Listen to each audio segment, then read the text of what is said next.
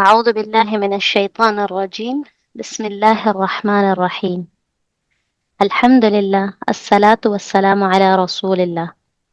رب اشرح لي صدري ويسر لي أمري واحلل عقدة من لساني يفقه قولي يا فتاح.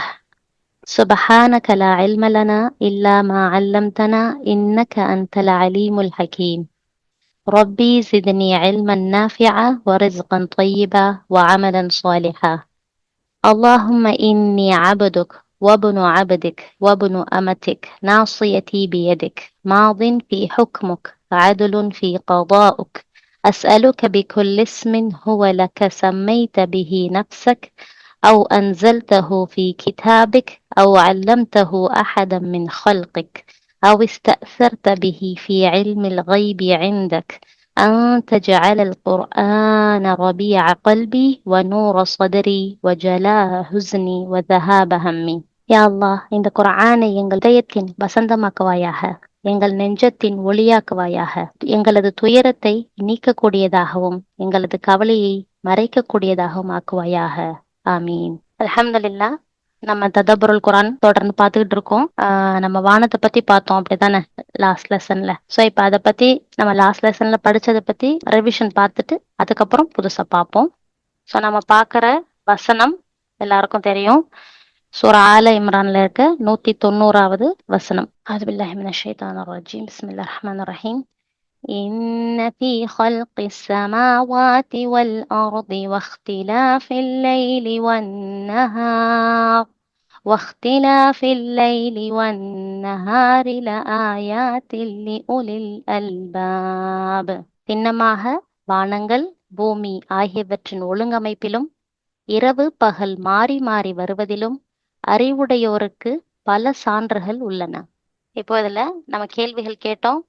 வானம்னா என்ன, பூமின்னா என்ன, அதோடைய ஒழுங்கமைப்புனா எப்படி இருக்கும், இரவு பகல் மாறி மாறி வர்றதுன்னா என்ன, அறிவுடையோருக்கு பல சான்றுகள் எப்படிலாம் அல்லாஹ் இந்த ஆயால கொடுத்துருக்காங்கிறத பத்தி நம்ம தொடர்ந்து பார்த்துக்கிட்டே இருக்கோம். அல்ஹம்துலில்லாஹ். முதல்ல வானம்னா என்னன்னு பார்த்தோம். வானங்கிறது ஒரு வாயுமண்டலம், அது வளிமண்டலம் அப்படிங்கறத பார்த்தோம். அந்த வளிமண்டலம் பல வகையான வாயுக்களால் ஆனது. Nitrogen, oxygen, carbon di oxide, argon, நீராவி, இந்த மாதிரி நிறைய விஷயங்கள் சேர்ந்து உருவானது தான் வளிமண்டலம். நம்ம பார்க்குற அந்த வானம் அப்படின்னு சொல்லிட்டு பார்த்தோம்.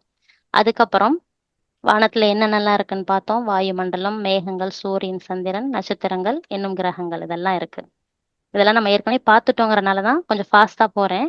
அப்புறம் நம்ம பார்த்தோம் வானையே நீல நிறமா இருக்கு அப்படின்னு சொல்லிட்டு பார்த்தோம். அப்படி பார்க்கும்போது ரேலி சிதறல், அந்த சிதறல்னால சூரிய ஒளிப்பட்டு வெளியாகிற 7 கலர்ஸ், அதுல இருந்து வர்ற மெயினான கலர், நம்ம கண்ணுக்கு தெரியக்கூடிய அந்த கலர், அலை நீளம் குறைவா இருக்கக்கூடிய அந்த இது நீல நிறம். அதனாலதான் நம்மளுக்கு வானம் நீளமா தெரியுது. இதுல சிஸ்டர் ஒருத்தவங்க கேட்டிருந்தாங்க, கடல் நீர்னால அந்த வானம் இதுவா இருக்கான்னு சொல்லிட்டு. அதை பத்தி நான் நிறைய தேடி பார்த்தேன்.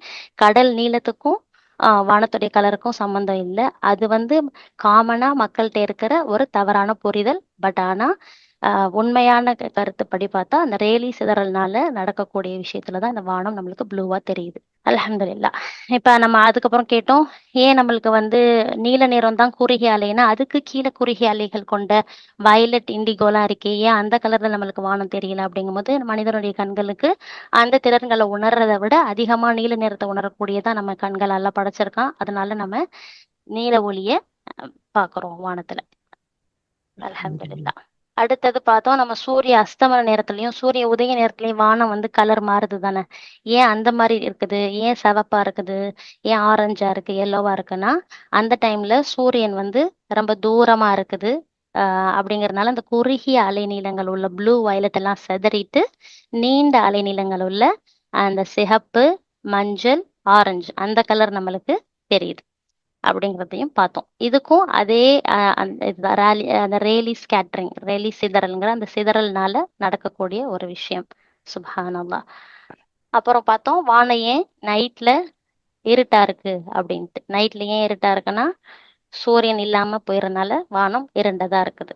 ஆனா இருண்ட வானத்துல அல்லாஹ் சுப்ஹானஹு வ தஆலா நம்மளுக்கு அழகூட்டக்கூடிய வகையில நட்சத்திரங்கள், சந்திரன், கிரகங்கள், இப்படி நிறைய விஷயங்களை நம்ம பார்க்க முடியறதா இருக்குங்கிறத பார்த்தோம். அல்ஹம்துலில்லாஹ். அடுத்தது வானத்துடைய அடுக்குகள். இதை பத்தி தான் நம்ம லாஸ்ட் லெசன்ல வந்து கொஞ்சம் டீட்டெயில்டா பார்த்தோம்.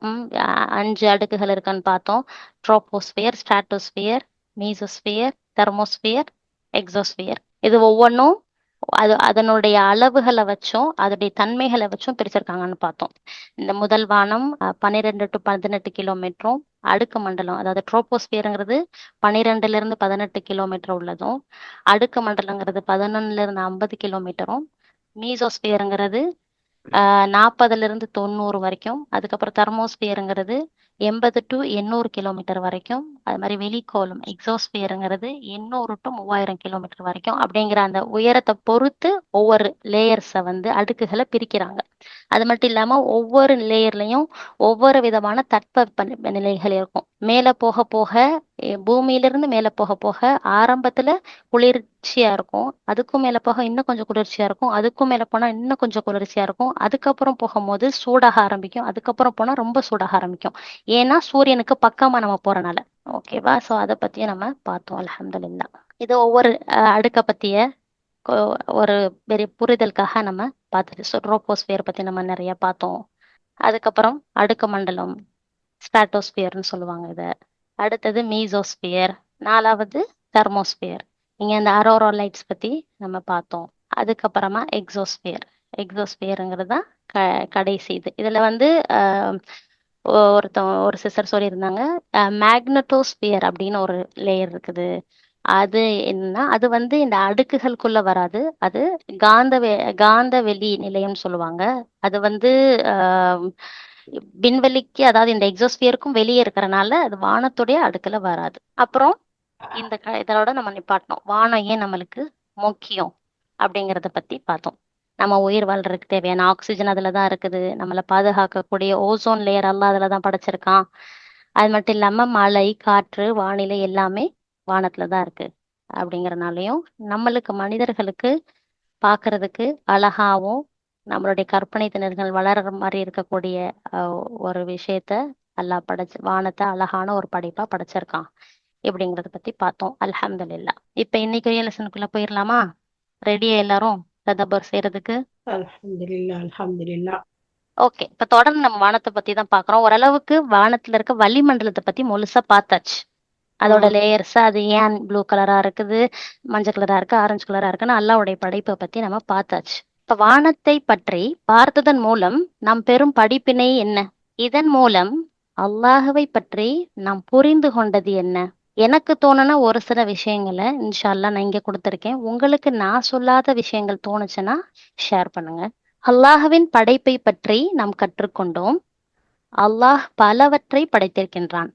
அவனது படைப்புகளில் ஒன்றின் விவரங்களை புரிந்து கொள்வதன் மூலம் அல்லாஹ் எவ்வளவு சக்தி வாய்ந்தவன், நுணுக்கமானவன் என்பதை புரிந்து கொள்கிறோம். நம்ம வெறும் வானத்தை பத்தி வளிமண்டலத்தை பத்தி மட்டும்தான் பார்த்திருக்கோம். அதோடைய விவரம், அதுல அல்லாஹ் படைச்சிருக்கிற விஷயங்களை பார்க்கும் போது அல்லாஹ் எவ்வளவு சக்தி வாய்ந்தவன், அல்லாஹ் எவ்வளவு நுணுக்கமானவன் அப்படிங்கிறது நம்மளுக்கு புரிஞ்சுக்க முடியுது. அல்லாஹ் மிகவும் சக்தி வாய்ந்தவன், நுண்ணறிவாளன் என்ற அறிவை வைத்துக்கொண்டு நாம் என்ன செய்வது? நாம் அல்லாஹ்விடம் பிரார்த்தனை செய்யும் போது நம் உள்ளத்தில் நான் சக்தி வாய்ந்தவனிடம் பிரார்த்திக்கிறேன், என் தேவைகளை நிறைவேற்ற அல்லாஹ் சக்தி பெற்றவன் என்ற உறுதியான எண்ணத்துடன் பிரார்த்திக்க இந்த சிந்தனை, இந்த அறிவு நமக்கு உதவுகிறது. மேலும் நாம் பெற்ற இந்த அறிவு அல்லாஹ்வின் படைப்பை உணர்ந்து அவனை உள்ளுணர்வோடு துதிக்க உதவுகிறது. அல்லாஹ்வை புகழும் போது, அல்லாஹ்வே வானத்தின் அதிபதியே, உன்னுடைய படைப்பு மிகவும் மகத்தானது என்று உணர்ந்து சுப்ஹான் அல்லாஹ், அல்ஹம்துலில்லாஹ், அல்லாஹு அக்பர் என்று சொல்ல முடிகிறது. நாம் வானத்தை பார்க்கும் போதெல்லாம் படைப்பாளன் ஒருவன் இருக்கிறான், அவன் என் மீது அக்கறை கொண்ட படைப்பாளன். எனக்கு தேவையான ஆக்சிஜன், நீராவி, புற ஊதா கதிர்கள் வந்து தாக்காமல் இருக்க ஓசோன் அடுக்கு, சூரியன் வெப்பம் தாக்காமல் இருக்க இன்னும் பல அடுக்குகள் என என்னை பற்றி அதிகம் அக்கறை கொண்டுள்ளான். இப்படிப்பட்ட சக்தி வாய்ந்த என் மீது அக்கறை கொண்ட நுண்ணறிவாளனுக்கு நான் எப்படி அவனுடைய கட்டளைகளுக்கு கட்டுப்படாமல் கீழ்ப்படியாமல் வாழ்வது? அல்லாஹுவை புகழ்ந்து பயந்து நம்பிக்கை கொண்டு கீழ்ப்படிந்து நடப்பதை தொடர்ந்து வானம் நமக்கு நினைவூட்டுகிறது. அல்ஹம்துலில்லாஹ். ஸோ இது வானத்தை பத்தி பார்த்ததுல எனக்கு தோணுன ஒரு சில சிந்தனைகள், ரிஃப்ளெக்ஷன்ஸ். இது மாதிரி வானத்தை பத்தி பார்த்த சிந்தனைகள்ல உங்களுக்கு வேற வேற சிந்தனைகள் வரலாம். அப்படி வேற எதுவும் வந்து சொல்லணும்னா சொல்லுங்க இன்ஷா அல்லாஹ். அப்படி இல்லை நீங்க இதை பத்தி சிந்திங்க, இன்ஷா அல்லாஹ் அடுத்த லெசன்ல கூட ஷேர் பண்ணுங்க. அது மாதிரி லாஸ்ட் டைம் ஒரு சிஸ்டர் கேட்டாங்க தானே, இந்த மாதிரி வந்து இந்த 7 லேயர் தான் அல்லாஹ் வந்து குரான்ல சொல்ற 7 லேயரா அப்படிங்கிறது. அதை பத்தி நம்மளுக்கு தெரியாது, அல்லாவே அறிந்தவன். அந்த நாலேஜ் நம்மளுக்கு இல்லை. இதன் சயின்ஸ் படி நம்மளுக்கு தெரிஞ்சு 7 லேயர்ஸ். அதை பத்தி நம்ம படிக்கிறோம், அதை உணர்ந்து அதன் மூலமா நம்ம அல்லாஹவை புரிஞ்சுக்கிட்டு அவனோட இன்னும் கொஞ்சம் க்ளோஸ் ஆகிறோம். அதுக்கான ஒரு புரிதல் தான். அதை வந்து கிளியரா எடுத்துக்கோங்க எல்லாரும். ஓகே, இப்ப வானத்தை பத்தி பார்த்து முடிச்சனால நம்ம அடுத்த இதுக்கு போறோம். லாஸ்ட் டைம் லெசன்ல சொல்லியிருந்தேன் தானே, இந்த மாதிரி நம்ம வந்து அடுத்து பார்க்க போறது மேகம் அப்படின்னு சொல்லிட்டு. இப்ப கொஸ்டின் டைம். மேகம்னா என்ன, எப்படி வானம்னா என்ன அப்படின்னு நம்ம கேட்டு அதுக்கு பதில் அளிச்சோமோ அதே மாதிரி இப்ப மேகம்னா என்ன நிறைய பேர் பார்த்துட்டு வந்திருக்கலாம். பார்த்துட்டு வந்தவங்க சொல்லுங்க இன்ஷா அல்லாஹ். மேகத்துடைய வேலையே மழை நீரை சேமிக்கப்பட்டு அதை நீராவியாகி மாற்றி நமக்கு மழை தர்றதை ஒன்று கூட்டி வேகமாக இழுத்து சென்று அது ஒன்று கூட்டி பனிக்கட்டியாகவும் மழை நீராகவும் நமக்கு தர்றதுதான் மேகத்துடைய வேலைண்டு. அது மட்டும்தான் நான் தேடி மாஷா பார்த்தேன். அல்லாஹ். ஓகே, ஸோ இப்போ மேகம்னா என்னன்னு மாஷா அல்லாஹ் நீங்க சொன்ன எல்லா ஆன்சர்ஸுமே கரெக்ட். இப்போ அதை பத்தி தான் நம்ம கொஞ்சம் டீட்டெயிலா மேகத்தை பத்தி பார்க்க போறோம். மேகம்னா என்னன்னா, மேகங்கள் சிறிய நீர்த்துளிகள் அல்லது சிறிய பனிக்கட்டிகளால் ஆனது. ஸோ மேகம் உருவானது வந்து நீர்த்துளிகள் பனிக்கட்டிகளால தான் மேகங்கள் உருவாகுது. மேகம் எப்படி உருவாகுது அப்படின்னா, சூரியன் ஆறுகள், ஏரிகள் அல்லது கடல்களில் உள்ள தண்ணீரை சூடாக்குது. இப்ப எப்படி நம்ம வந்து அடுப்புல வந்து சட்டியில தண்ணி வச்சா சூடாக்குறோம், அது மாதிரி சூடானா என்ன ஆகுது, தண்ணி வந்து பாயில் ஆகி அப்படி நீராவியா மாறுது தானே. அதே மாதிரி சூரியன் வந்து பூமியில இருக்கிற அந்த தண்ணியை சூடாக்கும் போது அந்த தண்ணி வந்து நீராவியா மாறுது. மாறின அந்த நீராவி வாயுவா மேல அப்படியே பறந்து போகுது. போகும்போது மேல போக போக நம்ம சொன்ன தானே டெம்பரேச்சர் வந்து குறையும்னு சொல்லிட்டு பார்த்தோம் தானே. ஸோ அப்படி குறையும் போது நீராவி மீண்டும் சிறு துளிகளாக மாறுது. இந்த துளிகள் வந்து அந்த மேல இருக்கிற டஸ்ட் பார்ட்டிகளோட சேர்ந்து சேரும் போது அது ஒரு மேகமா மாறிடுது. இது மாதிரி நிறைய துளிகள் சேர்ந்து உருவாகிறது தான் மேகங்கள். புரியுதா? அல்ஹம்துலில்லாஹ்.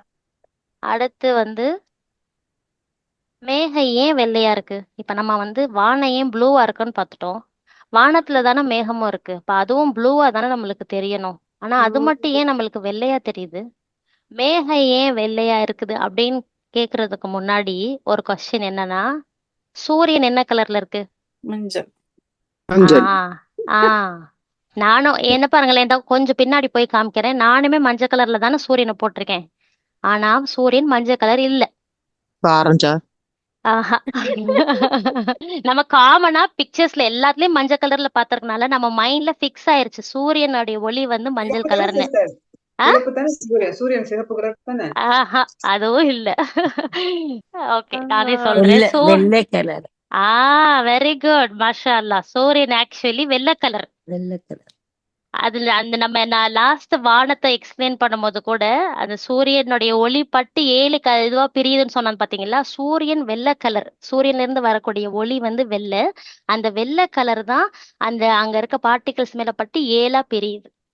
சோ இப்ப ஏன் மேகம் வந்து வெண்மையா இருக்குன்னா, சூரியனோட ஒளி வெண்மையா இருப்பதால மேகங்கள் வெண்மையா இருக்கின்றன.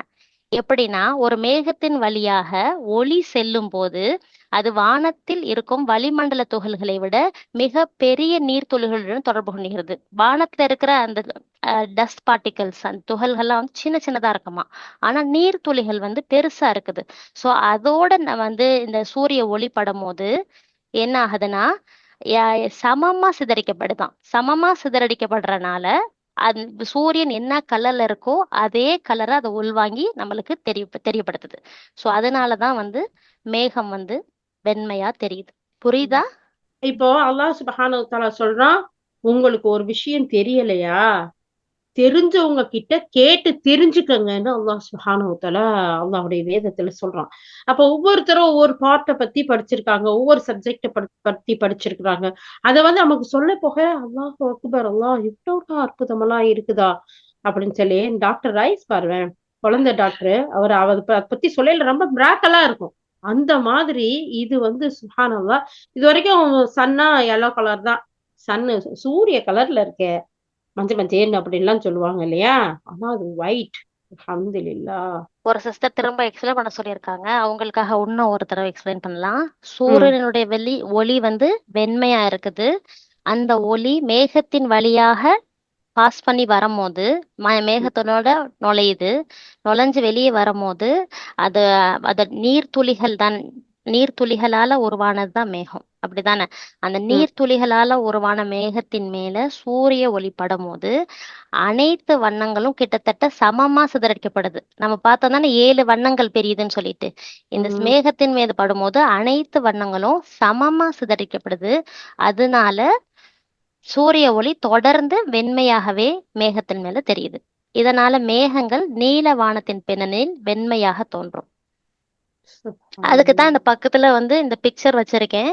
அந்த சூரிய ஒளி அந்த மேகத்தின் மேல படும்போது சமமா எல்லா பக்கமும் சிதறடிக்கப்படுது அந்த ஒளி.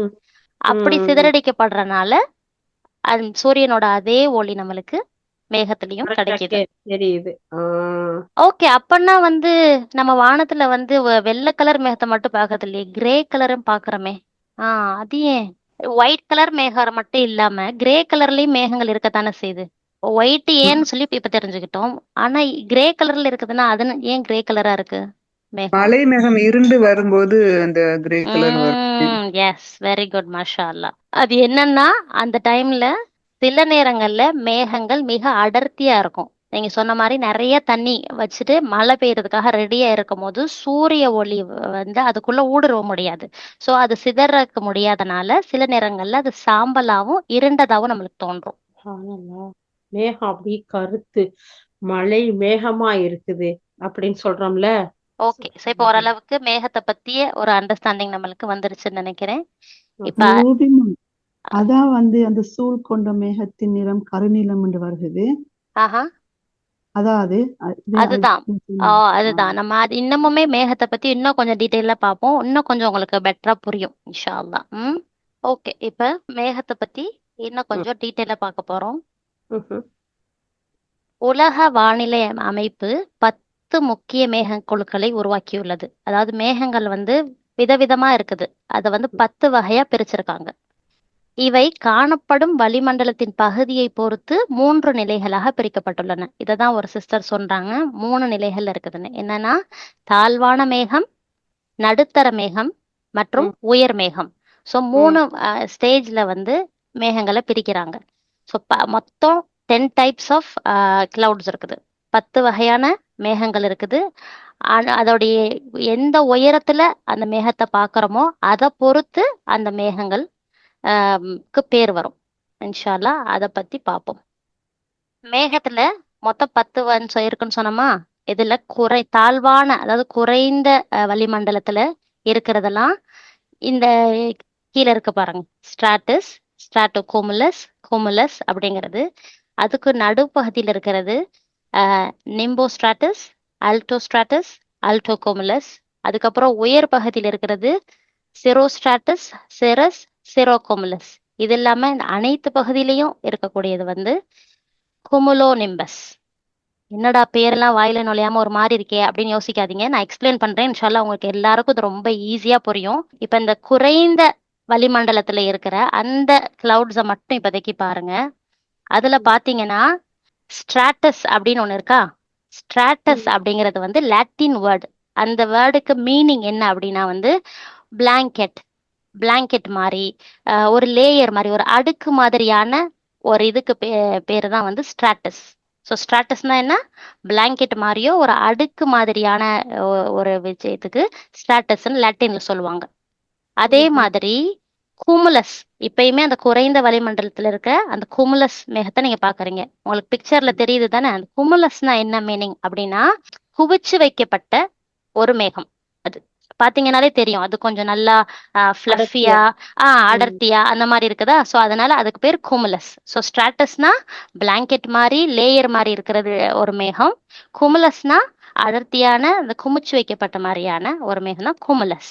இப்ப அப்படியே உயர் வளிமண்டலம் இருக்கு பாருங்க, அதுல நடுவுல பாருங்க சிரஸ் அப்படின்னு ஒண்ணு இருக்கா. ஆ. உயர் வளிமண்டலத்துல ஆ. ஃபர்ஸ்ட் ஆரம்பிக்கிறது சிரோஸ்ட்ராட்டஸ், செகண்டா இருக்கிறது சிரஸ்.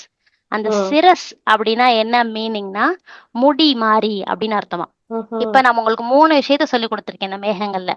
நம்பர் ஆ. 1 ஸ்ட்ராட்டஸ். ஸ்ட்ராட்டஸ்னா என்னன்னு சொன்னோம், பிளாக்கெட் மாதிரி. பிளாங்கெட் மாதிரி லேயர் மாதிரி இருக்கும். ஆஹா. குமுலஸ், குமுலஸ் மேகம் எப்படி இருக்கும்னா அடர்த்தியா ஃப்ளஃபியா குமிச்சு ஆஹா. வச்ச மாதிரி. சிரஸ் மேகம் எப்படி இருக்கும்னா முடி மாதிரி இருக்கும். முடி மாதிரினா ரொம்ப தின்னா இருக்கும். ஆஹா. ஓகேவா? சரி, இப்ப இந்த 3 பத்தி நம்மளுக்கு புரிஞ்சாச்சு. இப்போ இந்த சிரஸ் இருக்குதானே, ஆ. அந்த சிரஸ்ங்கிற அந்த மேகம் உயர் வளிமண்டலத்துல மட்டும்தான் இருக்கும். ஆனா இந்த சிரஸ் வந்து ஸ்ட்ராட்டஸ்ங்கிற மேகத்தோட இணையும் போது சிரோஸ்ட்ராட்டஸ் அப்படிங்கிற மேகம் உருவாகுது. ஆஹா. அதே மாதிரி இந்த சிரஸ்ங்கிற மேகம் குமுலஸ்ங்கிற மேகத்தோட இணையும் போது சிரோ குமுலஸ் அப்படிங்கிற மேகம் உருவாகுது. ஓகேவா? சோ இப்ப மேல உயர்தர மட்டத்துல இருக்க எல்லா மேகத்தையும் பார்த்தாச்சா நம்ம. ம். சிரோஸ்ட்ராட்டஸ் எப்படி உருவாகுது, சிரஸ் அப்புறம் ஸ்ட்ராட்டஸ், அந்த 2 மேகங்களும் சேர்ந்து உருவாகிறதா சிரோஸ்ட்ராட்டஸ். சிரஸ் ம். அப்புறம் குமுலஸ் ரெண்டும் சேர்ந்து உருவாகிறதா சிரோ குமுலஸ். இத எல்லாம் பார்த்துட்டோம். மிடில்ல இருக்கிறது மிடில்ல சைடு. இருக்கிறதுக்கு வந்து மிடில்னு நம்ம இங்கிலீஷ்ல சொல்றோம், தமிழ்ல நடுன்னு சொல்றோம்ல, அது மாதிரி லாட்டின்ல நடுங்கிறதுக்கு ஆல்டோ அப்படின்னு சொல்லுவாங்களாம். So Alto. இப்ப அந்த ஸ்ட்ராட்டஸ் மேகம் வந்து குறைந்த வளிமண்டலத்துல இருக்கும். ஆனா அதே ஸ்ட்ராட்டஸ் மேகத்தை நீங்க நடு வளிமண்டலத்துல பாத்தீங்கன்னா அதுக்கு பேரு அல்ட்ரோ ஸ்ட்ராட்டஸ், அல்டோ ஸ்ட்ராட்டஸ். ஓகேவா? அதே ம். மாதிரி குமுலஸ்ங்கிற மேகத்தை நீங்க குறைந்த வளிமண்டலத்துல பாப்பீங்க, அதாவது தாழ்வான வளிமண்டலத்துல பாப்பீங்க. அதே குமுலஸ நீங்க நடு வளிமண்டலத்துல பாத்தீங்கன்னா அதுக்கு பேரு அல்டோ குமுலஸ். ஓகே, ஈஸியா புரியுதா இப்ப கொஞ்சம் அந்த பிக்சர் பாக்குறதுக்கு? சோ நம்ம ஸ்ட்ராட்டஸ்னா என்னன்னு பார்த்தாச்சு, குமுலஸ்னா என்னன்னு பார்த்தாச்சு. சிரஸ், சிரோஸ்ட்ராட்டஸ், சிரோகுமுலஸ், ஆல்டோஸ்ட்ராட்டஸ், அல்டோகுமுலஸ் பார்த்தாச்சா. இப்ப ம். மீதி இருக்கிறது ஒன்லி 2 தான். ஒண்ணே ஒண்ணு. ஆமா. 2 இருக்குது. என்னன்னா நிம்போஸ்ட்ராட்டஸ்னு ஒண்ணு இருக்குது, அப்புறம் இங்க குமுலோ நிம்பஸ். இது ஆ. என்னன்னா நிம்பஸ் அப்படின்னா, நிம்பஸ் அப்படின்னா வந்து மழை கோர்த்து இருக்கிற ஒரு மேகம். மழை பெய்யறதுக்கு ரெடியா கோர்த்து இருக்கிற மேகத்துக்கு பேர் தான் நிம்பஸ்ன்னு சொல்லுவாங்க. அந்த மேகம் வந்து ஸ்ட்ராட்டஸ்ங்கிற மேகத்தோட இணையும் போது அது நிம்போஸ்ட்ராட்டஸ். அதே மலை கோர்த்த மேகம் குமுலஸ்ங்கிற மேகத்தோட இணையும் போது அது குமுலோ நிம்பஸ். ஓகேவா? 2 மேகங்களும் மழை பெய்யக்கூடிய மேகங்கள். சோ இப்ப 10 சூப்பர். வகையான மேகங்கள் பத்தியும் நம்ம பார்த்தாச்சு. இது கொஞ்சம் கஷ்டமா இருக்கலாம், ஆனா இன்ஷால்லா இது இன்னும் கொஞ்சம் டீட்டெயிலா நான் உங்களுக்கு அடுத்தடுத்து சொல்றேன். அப்போ இன்னும் கொஞ்சம் ஈஸியா புரியும். பட் ஒரு அண்டர்ஸ்டாண்டிங், இந்த பிக்சரை பார்த்தா உங்களுக்கு ஒரு புரிதல் வர்றதுக்காக சொல்லியிருக்கேன். புரியுதா? இதுல எதுவும் கொஸ்டின்ஸ் இருக்கா? புரியலையா? திரும்ப சொல்லவா? இந்த பிக்சர் பாக்குறதுனால நீங்க சொல்லும் போது நல்லா புரியுதுமா. அல்ஹம்துலில்லாஹ்மா. நம்ம வந்து வானத்தை வந்து ஒரு தடிமனான ஒரு விஷயமா நினைச்சிட்டு மேகத்தை காத்து உள்ளதா நினைச்சுக்கிறோம். Actually opposite. மேகம் ம். வந்துதான் நீரால உருவானது. சோ மேகம்னா ஹெவியா இருக்கும். வானம் வந்து வாயுவால உருவானதுனால அது லைட்டா இருக்கும். ஓகே, இப்போ இன்னொரு தடவை சொல்லிடுறேன். சிரஸ்னா என்ன? முடி மாதிரியான தின்னான மேகம், அதுக்கு ம். பேரு சிரஸ். ஸ்ட்ராட்டஸ்னா லேயர், பிளாங்கெட் மாதிரி இருக்கிற ஒரு மேகம். குமுலஸ்னா அடர்த்தியான குமிச்சு வைக்கப்பட்ட மாதிரியான மேகம். இந்த மேகங்கள் ஒன்னோட ஒண்ணு சேரும் போது ஒவ்வொன்றும் ஒவ்வொரு பேரோட இருக்குது. சிரஸ் மேகம் ஸ்ட்ராட்டஸோட சேரும் போது சிரோஸ்ட்ராட்டஸ், அதே சிரஸ் மேகம் குமுலஸோட சேரும் போது சிரோ குமுலஸ். அதே மாதிரி ஸ்ட்ராட்டஸும் குமுலஸும் சேர்ந்து உருவாகிறது. அந்த குறைந்த வளிமண்டலத்திலேயே ஸ்ட்ராட்டஸும் குமுலஸ் ரெண்டும் சேர்ந்துச்சுன்னா அதுக்கு பேரு ஸ்ட்ராட்டோ குமுலஸ். அதுக்கப்புறம் நடுவானத்துல வரும்போது, நடுங்கிறதுக்கு ஆல்டோன்னு சொல்லுவோம். அந்த நடுவானத்துல ஸ்ட்ராட்டஸ் மேகம் இருந்துச்சுன்னா அதுக்கு பேரு அல்டோ ஸ்ட்ராட்டஸ். அதே மாதிரி நடுவானத்துல இருக்க குமுலஸ்க்கு பேரு அல்டோ குமுலஸ். அதுக்கப்புறம் மழை தரக்கூடிய மேகங்கள் நிம்போஸ். அந்த நிம்போஸ்ங்கிற மேகம் ஸ்ட்ராட்டஸோட சேரும் போது நிம்போ ஸ்ட்ராட்டஸ். அதே மாதிரி அந்த நிம்போஸ் வந்து குமுலஸோட சேரும் போது குமுலோ நிம்பஸ். இதுதான் மேகத்தினுடைய வகைகள். இது அபிஷியலா நீங்க பாத்தீங்க, நம்ம வெதர்கா அந்த இதுல எல்லாம் பார்த்தா இருக்கும். ஓகே. இப்ப இன்னும் கொஞ்சம் டீட்டெயிலா கொஞ்சம் விளங்கி புரிஞ்சுக்கிறதுக்காக நம்ம வந்து ஒவ்வொரு மேகத்தை பத்தியும் பார்க்க போறோம். இப்ப சிரஸ்னா இப்ப நான் உங்களுக்காக பிக்சர்ஸ் போட்டிருக்கேன். சிரஸ்ங்கிறது உயர்மட்டம் இருக்கிறதுலயே உயர்ந்த இடத்துல இருக்கிற மேகம். இது வந்து பார்க்கிறதுக்கு முடி மாதிரி வெள்ளை கோடுகள் மாதிரி இருக்கும். ஸோ இதை வச்சு நம்ம என்ன அண்டர்ஸ்டாண்ட் பண்ணிக்கலாம் வானிலைன்னா, பொதுவா இது ஒரு நல்ல வானிலையை குறிக்குது.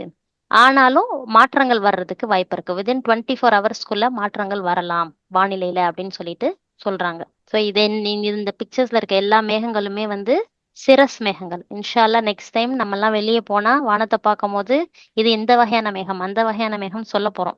அடுத்தது சிரோஸ்ட்ராட்டஸ். சிரோன்ஸ்னா என்ன நினைப்பு இருக்கா? சிரோஸ்னா முடி மாதிரி, ஸ்ட்ராட்டஸ்னா பிளாங்கெட் மாதிரி. ஸோ ரெண்டும் சேர்ந்தது தான் என்ன மாதிரி மேகங்கள் உருவாக்கி இருக்கு பாருங்க. அப்படியே பிளாங்கெட் மாதிரியே இருக்குது, அதே நேரத்துல ரொம்ப தின்னான ஒரு லேயரா இருக்குதா.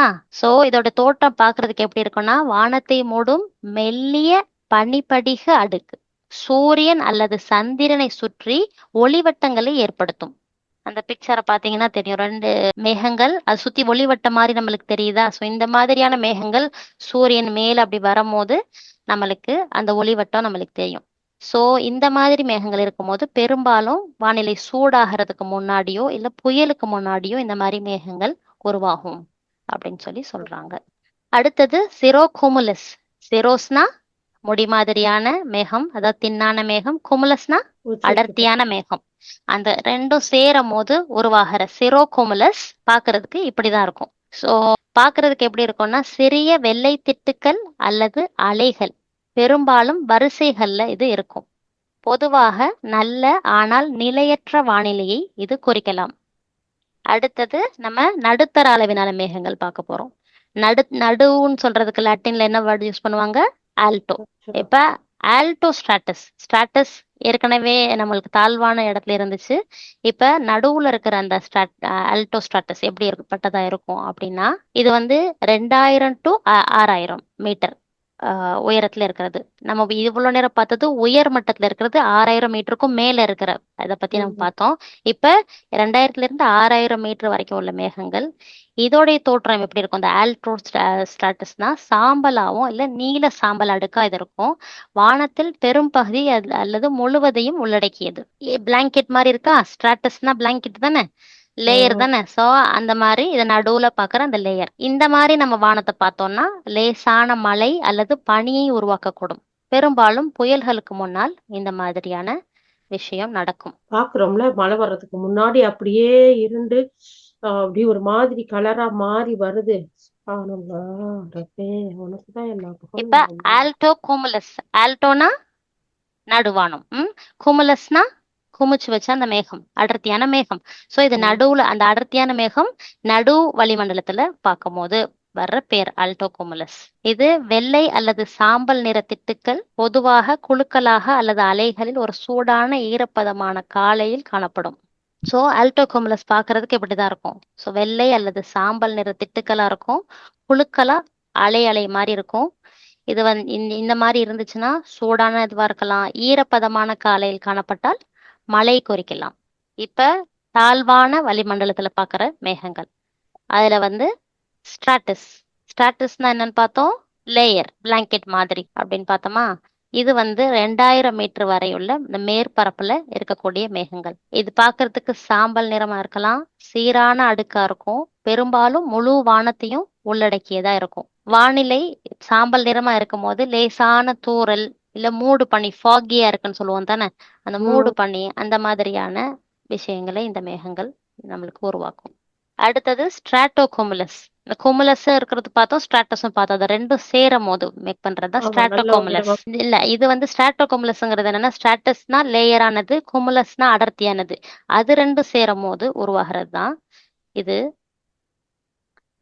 இது குறைந்த கட்டியான மேகங்கள், பெரும்பாலும் சாம்பல் நிறத்தில் இருக்கும், தெளிவான வானம் இடைவெளியுடன் இருக்கும்.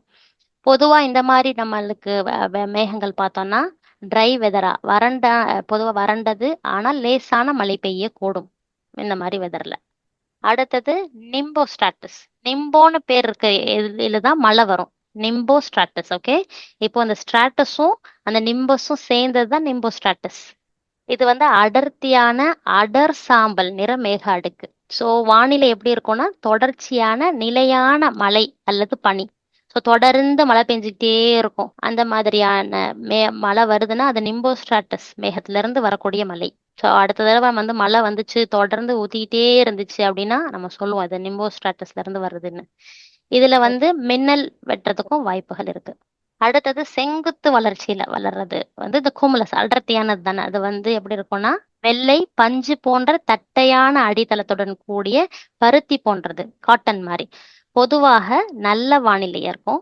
பெரிய புயல் மேகங்களாக வளரக்கூடும். லாஸ்டா உள்ளது செங்குத்து வளர்ச்சியுடன் கூடிய மேகங்கள். இருக்கிறதே நம்ம பெருசா பார்த்தோம்ல குமுலோ நிம்பஸ். அந்த குமுலஸ் அடர்த்தியான மேகமும் மலை மேகமும் ரெண்டும் சேரும் போது உருவாகிறதுதான் குமுலோ நிம்பஸ்.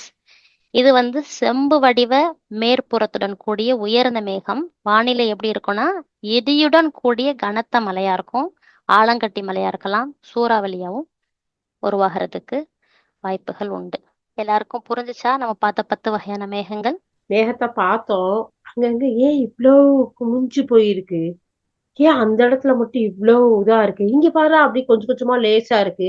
அதுல பார்த்தா கீழே அப்படி நிழல் தெரியும். அந்த கொஞ்சம் நம்ம மேல போகையில பார்த்தா அந்த மேகம் அப்படியே அந்த பிளாங்கெட் மாதிரி விரிச்சிருக்கிற இடத்துல எல்லாம்.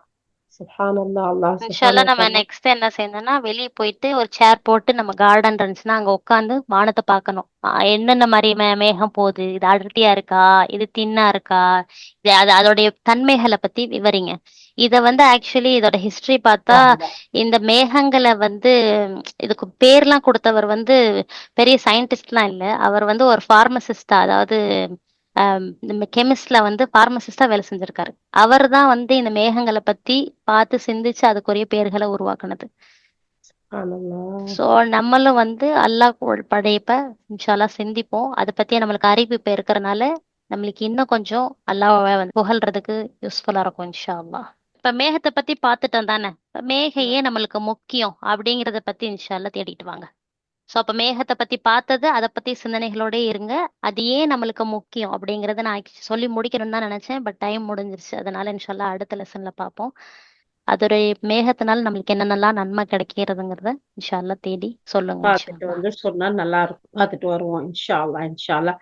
ஓகே, அல்ஹம்துலில்லாஹ், அல்ஹம்துலில்லாஹ். யா அல்லாஹ், யா ரப்பே, யா ரஹ்மானே, உன்னுடைய படைப்புல வானத்தை பார்க்க சொன்னேன், அது சிந்திக்க மாட்டீங்களான்னு சொன்னேன். மேகத்தை பாருங்க, நானு மழை வர நேரத்துல அந்த மலைக்கு முன்னாடி காற்று அனுப்பி மேகங்களை அனுப்பி உனக்கு சுப செய்தி சொல்றேன்னு சொல்லக்கூடிய அந்த வசனங்கள்லாம் யா அல்லாஹ் எங்களுக்கு நினைவுக்கு வருது. ரப்பே, யா அல்லாஹ் நீ நிகரற்றவன். யா அல்லாஹ், யா அல்லாஹ், சூரா இஹ்லாஸ்ல அல்லாஹ் தஆலா சொல்ற பாத்தீங்களா, அவன் நிகரே இல்லாதவன்.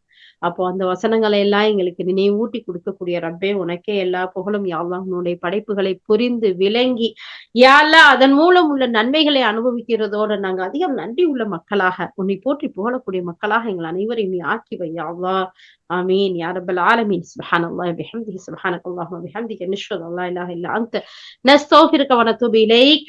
சுப்ஹான ரப்பிக ரப்பில் இஸ்ஸத்தி அம்மா யசிஃபூன், வஸ்ஸலாமுன் அலல் முர்ஸலீன், வல்ஹம்துலில்லாஹி ரப்பில் ஆலமீன். அஸ்ஸலாமு அலைக்கும் வரஹ்மத்துல்லாஹி வபரகாத்துஹு.